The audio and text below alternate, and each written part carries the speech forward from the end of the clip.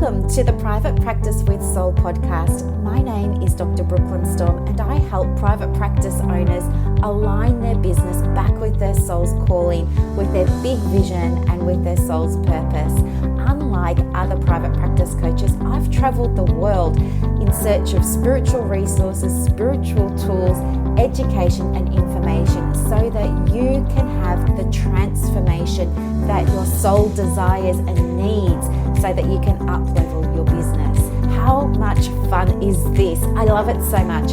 Guys, if you're not already a member of the Private Practice Monthly Mentorship Group, please check out the show notes. I would love for you to be there. In the meantime, thank you so much for pushing play today. Let's begin. Good morning, everybody, and welcome to another episode of the Private Practice with Soul podcast. I am so pleased that you're here. And no, I didn't disappear last week. I was actually publishing podcasts, and I use a platform here called Podbean, and it was showing that everything was published and being distributed. But when I went into Apple Podcasts and Spotify, I couldn't find an episode after the 24th of June. So they had a little bit of a hiccup, and hopefully it's Saturday now. That's all sorted out, and you'll be able to listen to 3 episodes today if you want to, instead of just the one. But anyway, welcome. I also want to welcome the new listeners. I am so pleased that you're here as well. And the way this podcast works is I deliver content based on what you guys email me that you'd like. So if you have a request for something to do with private practice and spirituality, please send me an email. The address is in the show notes.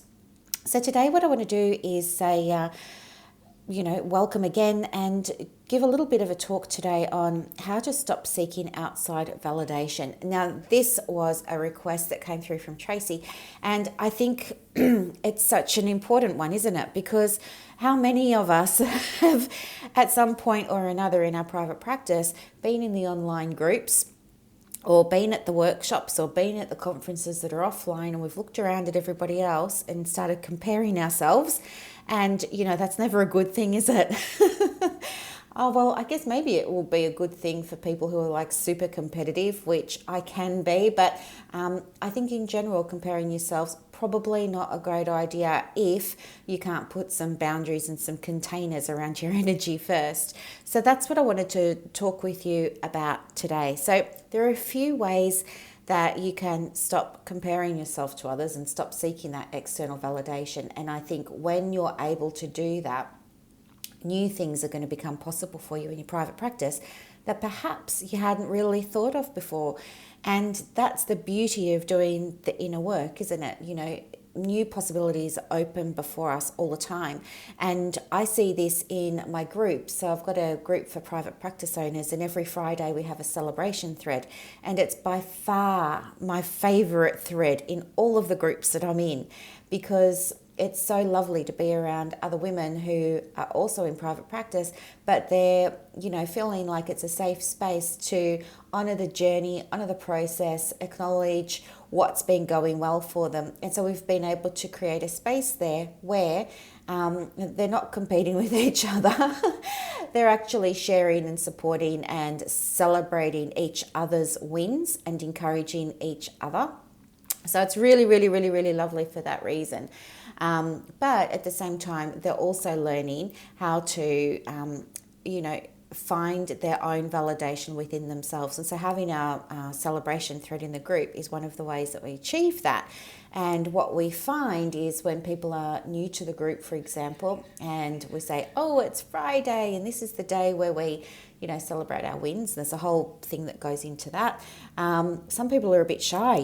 They say to me in the messages, they'll send me a private message and they'll say, oh, I had a win, I think, but I don't want to share it in the group because I don't know if it's really a win, and would this count as a win? And so there's all this sort of stuff that comes up for us as women, acknowledging our own successes. And some people will say to me, oh, this happened for me in my practice this week, Brooklyn, but I don't know whether to share it in a celebration thread or not, because it's not really a big win, and maybe I only need to be putting big wins in there. And I think to myself, no, guys, you're starting to put conditions on winning now. You're starting to put conditions on success now. I don't believe that like there's a big success or there's a little success. I think it's success and there's that vibration of success, and it's not a big one or a little one. It's just success. And it doesn't matter if, the success for you was getting to work on time this week, or maybe the success for you was hiring 3 psychologists to work for your practice that are all dream candidates for your role that are going to help you take the practice to the next level, whatever that might look like for you. So all success, all wins are valid. And this is where it needs to start, I think. So when we're looking at how do I stop looking to the outside for validation of my journey, I think what's happening there is we're not honouring our own beliefs, we're not honouring our own soul's journey, and we're not honouring our own process. When we're looking for external validation, it's almost as if we're not trusting in our own processes. And that's understandable because, as I've said before, no 2 private practices are the same. They're all different. Yes, you're all going to have certain things within the practice that are the same, like you're all going to have to do marketing, and you're all going to have to abide by your ethics, and you're all going to have to find clients and liaise with referrers. So there are things like that. But the meat of the practice is going to be different from practice to practice. And so if you're looking for external validation from someone who's different to you, you're never going to get it. And so you find yourself in this cycle of saying, oh, okay, well, I didn't get it from person A, so I better go to person B and see what she says. And so you'll take your, words to person B, and person B is going to give their 5 cents, and you've got to think, oh, well, she didn't get it either, and maybe I need to go and, and you just keep talking to people, waiting and hoping and praying that somebody is going to endorse what you're saying or give you the pat on the back or tell you, yes, you're on the right track. But here's the thing, no one can do that because your track is your track. It's your track. You're the director of your track. You're the manager of your track. You're the boss of your track. Nobody's going to tell you if you're on the right one or not. It's your track. And so because it's unique to you, just like your fingerprint is unique to you and just like your soul is unique to you, nobody on the outside is going to be able to validate it for you because it's unique to you. So that's the first thing to understand. And I think once you're okay with that, everything else just kind of falls into place. There are other ways that you can start to cultivate trust within yourself. And for me, the easiest way to do that, because, hey, I had my own journey, I wasn't just, born knowing how to do private practice. I had to have ups and downs as well. And yes, for a while there, I was looking to the outside. You've heard in previous episodes, so I won't go into it again, but I was looking to the external, and I was trying to fit my round peg into other people's square holes and then beat myself up thinking I must be a bad person or I must be a bad practice owner. What am I doing wrong that I can't, have the same practice that all these other people do? I wasn't honouring, what felt right for me, what was aligned with my purpose, what was aligned with my soul. I knew it was all there, but I was trying to squish myself into other people's models of things. And that's when the difficulty arises, because then you start to have doubt and you start to question yourself and you think, oh, maybe I'm not that good after all, and maybe I'm not cut out for this. And then that kind of thinking is toxic because, as you know, whatever's happening on the inside, manifests on the outside in your practice. And you heard what happened to mine. So this is what I'm sharing with you today because, it's such a great question. And, thanks again, Tracy, for sending it through, because I think it applies to so many of us at different points in your journey as you continue to, let's say you set a goal for yourself and maybe it's a financial goal and it's a real stretch for you to get there. But when you get there and you stay there for 6 months or 12 months, that becomes your new normal. And then you're really, really comfortable with that. And then you've got to stretch yourself again, right? You want to keep growing. And so you stretch yourself. Again, it requires you to step outside your comfort zone. And each time you level up, each time you step outside your comfort zone, it's going to bring up all the stuff that you didn't deal with last time. So you're going to be on this constant hamster wheel in a way. And if you continue to seek validation from outside, it's just going to make your journey that much more unpleasant, uncomfortable, not only for you, but possibly for your team. Because you're not going to be great fun to work with, are you? If you're all stressed and doubting yourself. Who wants a leader that's doubting themselves all the time? I certainly couldn't work for someone who was wishy-washy and, going back and forward on things all the time. I want to work for somebody who's confident in what she's doing and, who I respect, who I look up to, who I think, yep, she's steering this ship. And I'm going to do everything I can to help her steer this ship. I'm on board 100% because I get the vision. I know the destination. I know where we're going. She's told me what I need to do. I'm going to do it. I'm going to step up. And if I think of other things, I'm going to tell her those, right? So anyway, I had to find a way for myself of turning the volume down on what was happening out there in private practice land and turn the volume up within me. And that meant getting to know what I really wanted in my practice and getting to know what was super important to me, getting back to my why and getting back to my purpose. And the way that I did that was, as you know, I'm a huge fan of journaling. Well, that's where I am at the moment. I've been a huge fan of journaling maybe for about, I don't know. I started journaling properly about 2 or 3 years ago, but I only really became very intense with it about 6 months ago. And I can't tell you, once you have an experience when you're journaling of connecting with your intuition through a journaling prompt or through a journaling exercise, and you have that experience of then looking and reading what you've written down, and it just really lands for you. It's so powerful that then the next time you have an issue or a question or a doubt or a problem or something like that, you go back to it and you allow your intuition, you allow that connection with your higher self to come through.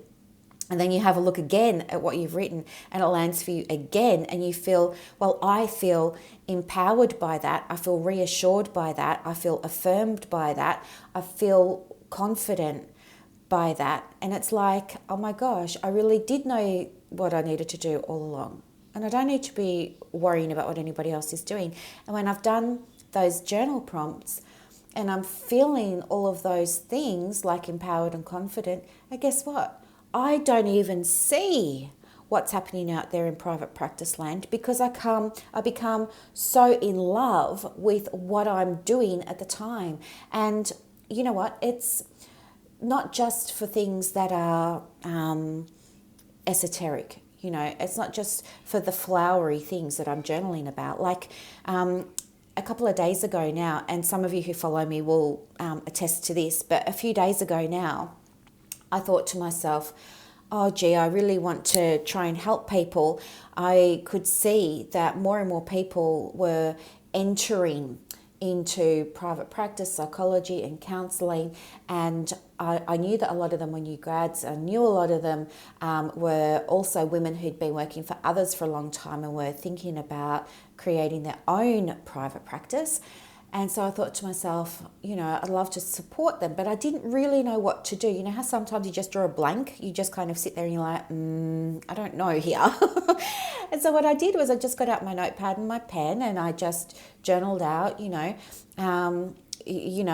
my higher self was able to help 100 private practice owners this month. And the way that she did that was by ... And then all this stuff came up. And one of the things that came up for me was to share a private practice checklist that I'd made. And so that's what I did. And I did it with confidence because I just knew that this felt right for me and that I knew that sharing that checklist was going to be helpful for them. And so, yesterday I, polished up the checklist and everything, made it all nice, branded it and everything. Because that's the other thing. It's another podcast episode, but your branding, guys, we need to talk about that as well. Oh my gosh. I've had a look at probably about 200 therapist websites over the last month. And we need to have a talk. It's something else altogether. I know websites is not, where your passion is for many of you, but it's for some of you, it's where your clients are going to be finding you first. And so we need to make sure that we've got a few good things on those websites so that you're managing to hold the attention of people who are visiting, and then hopefully they can, join your group or book an appointment with you or something like that. Anyway, so I'm going off topic a little bit here. But yes, I was just saying that that was what worked for me in terms of turning the volume down on what was happening out there in the world and needing other people to tell me I was okay in order for me to feel okay.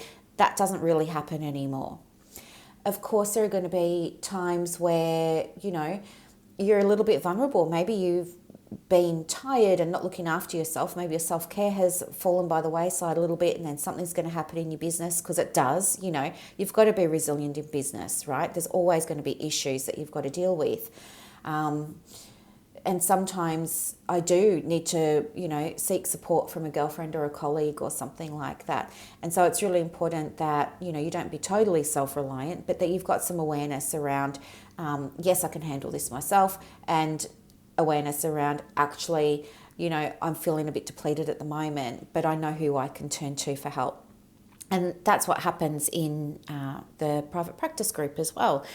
People come there when they're needing a bit of support because hubby doesn't understand what they're going through, or their girlfriend doesn't understand what they're going through. So you just need to be around other people who get it sometimes, don't you? Okay, so that's the first thing. Start to cultivate trust with yourself, finding your own way to do that. I would absolutely recommend you journal, and you journal to a question, whatever that question might be. My higher self created, and I'll just use email again because we were using that before. My higher self created an email list of 1,000 people in 3 months, and this is how she did it. She ... right?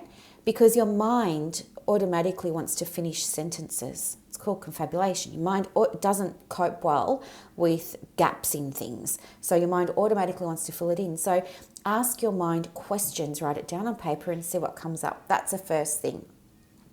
The second thing, I guess, that can be helpful in terms of reducing your reliance on external validation is to get really aware of what your beliefs are around certain things.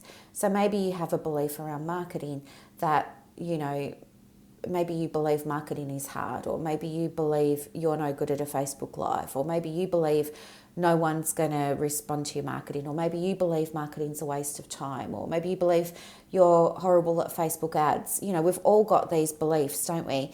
And it's these beliefs that are causing things to show up in your reality of your private practice. And it's those beliefs that are, contributing to the doubt and the lack of confidence. So again, I would be, in the morning, maybe when you do your morning meditation before you start the day, you're in bed and you're doing your morning meditation, I would just put your hand on your heart and choose to hold the vibration of confidence, or choose to hold the vibration of awareness of your beliefs, and really allow yourself to feel into that for the day. And throughout the day, put your hand on your heart and allow yourself again to feel into the beliefs and raise your awareness around what they are. Because if you don't know what the beliefs are that, are impacting on your confidence in the business, then it's going to be very hard to shift them, if not impossible. So raising your awareness is the first step, and maybe you just want to write them down. You could write them down on a notepad, pop them in your phone. You could do a voice note in your phone, something like that.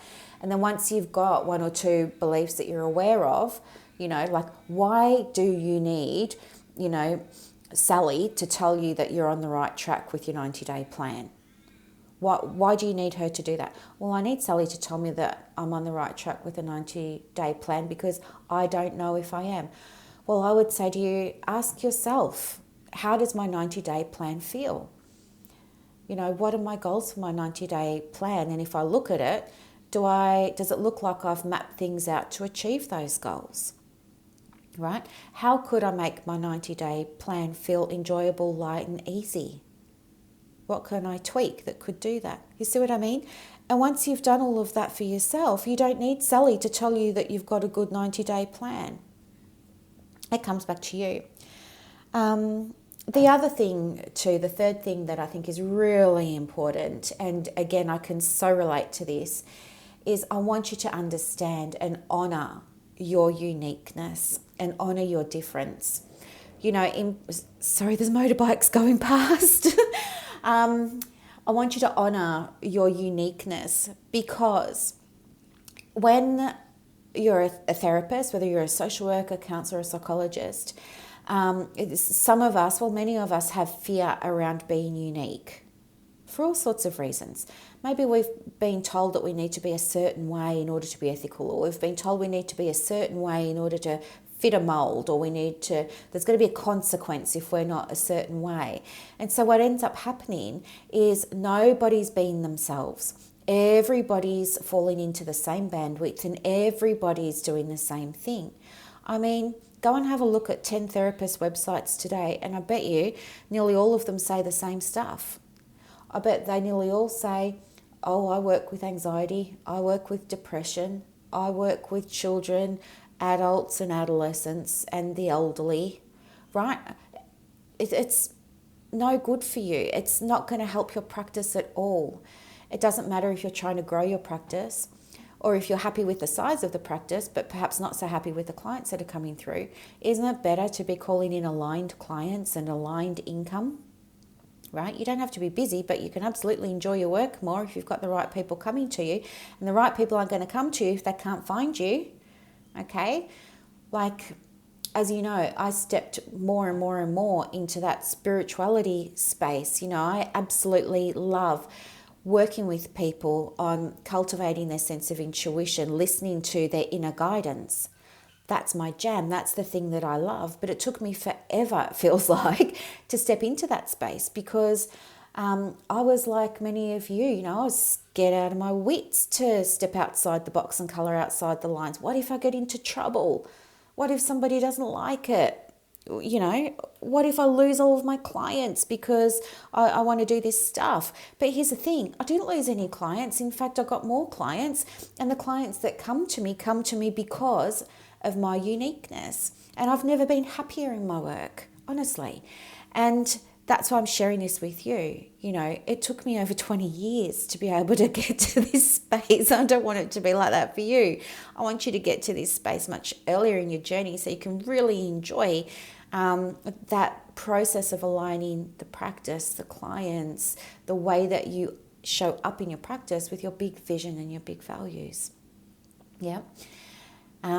So I would absolutely without a doubt ask you to think about what areas you would really like to focus on in your practice.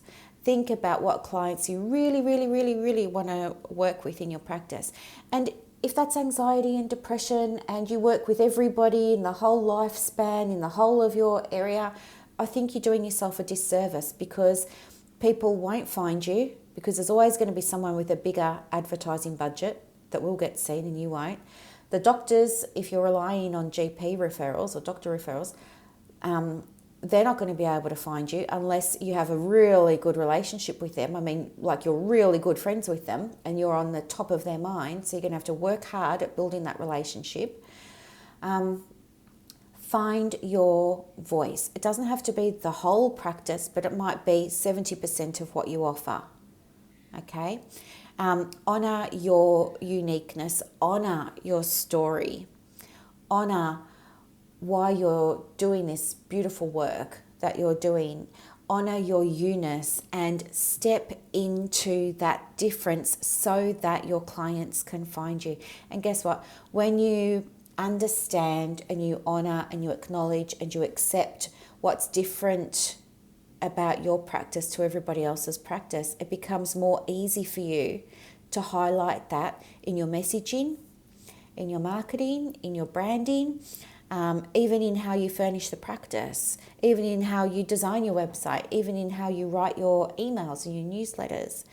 And people will find it much easier to find you and book in with you. Plus, what was I going to say? You'll be less likely to be seeking external validation of things, because nobody's going to be able to validate it, because it's your story, it's your difference, it's your thing.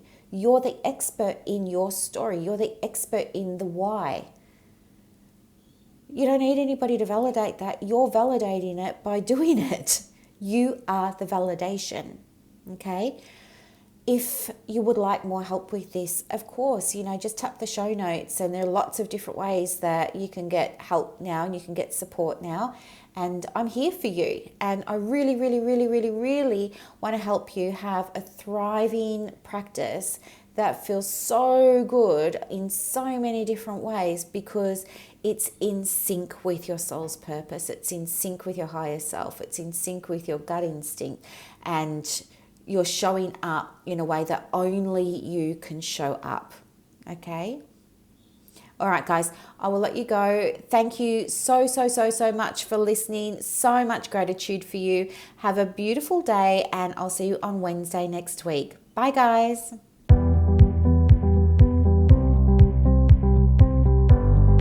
Thank you so much for listening to this episode of the Private Practice with Soul podcast today.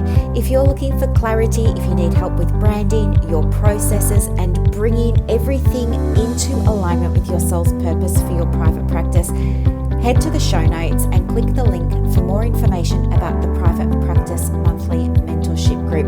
You are going to love it. I can't wait to see you in there. Thanks so much for listening. Bye.